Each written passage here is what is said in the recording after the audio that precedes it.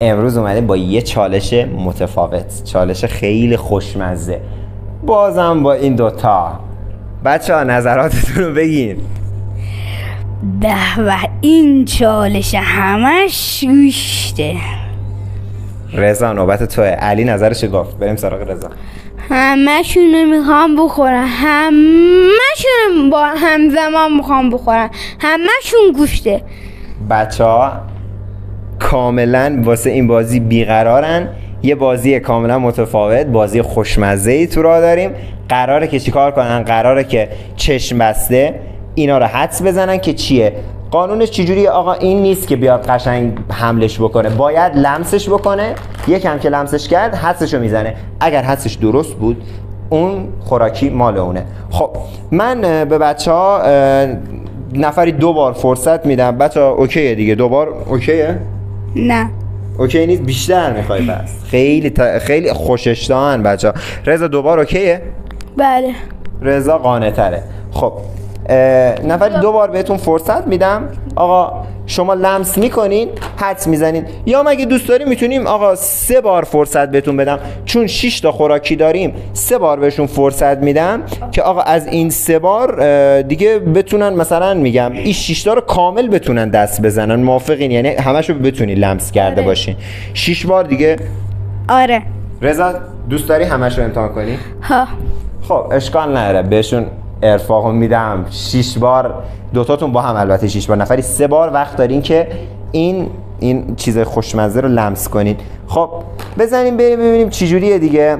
قرار اینا رو لمس کنین. اگر اشتباه گفتین که گیرتون نمیاد اون خوراکی، اگر درست گفتین گیرتون میاد. نفری 3 بار.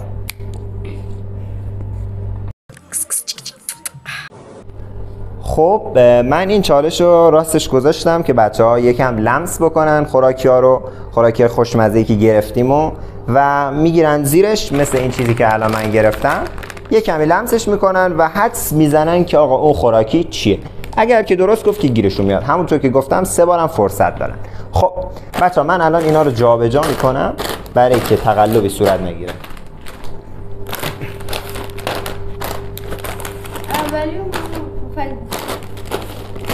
خب اولین نفر رضا تو یکیشو اگه هر کدومش ناکن دستتو هر وری دوست داشتی میتونی ببری تا اون آخر. 6 مورد داریم. لمس میکنی، از زیرش یکم میگیری و حدس میزنی که اون خوراکی چیه. چیپس. آفرین، درست گفت، چیپس بود. خب نوبت علیه. علی یکیشو لمس بکن. پوفیلا. یه بار دیگه. پوفیلا. آفرین، درست بود. دوتاشون دور اول درست گفتن. خب بریم سراغ دور دوم.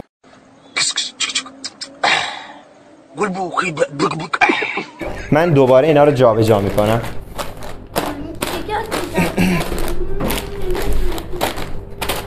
همونطور که میبینید چشمای بچه ها رو من کامل گرفتم و اصلا هیچ تقلبی صورت نمیگیره.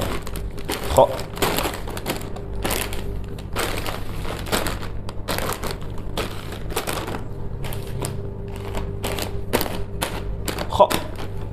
رضا شروع کن. هر کدومشو دوست داشتی میتونی ها. چیپلت. یه بار دیگه بگو. چیپلت. اشتباه. بچه‌ها بلندش نکنید، یکم همینجور زیر و روشو بگیرین دست لمس کنید. آره علی شروع کن. بلندش نکن، حدس بزن. چیپلت.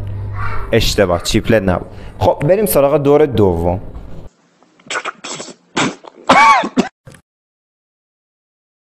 یه بار دیگه من اینا رو جابجا میکنم.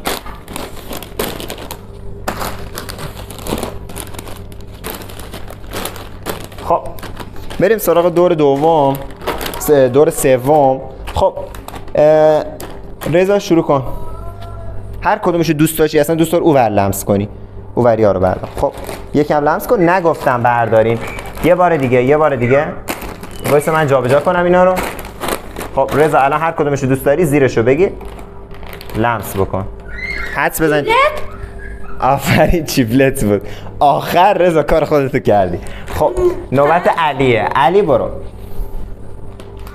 علی زیر روشو یه ذره بگیر، زیر روشو یکم بگیر، لمس کن. نه نمیدونم، هر جور دوست داری. چیپلت. حدس بزن. چیپلت. نه اشتباه بچه، چیپلت نیست این یکی علی. اینی که تو گرفتی کرانچی بود. خب بچه الان چشاتون رو باز کنید و ببینید دیگه میز خوراکی خوشمزه رو ببینید.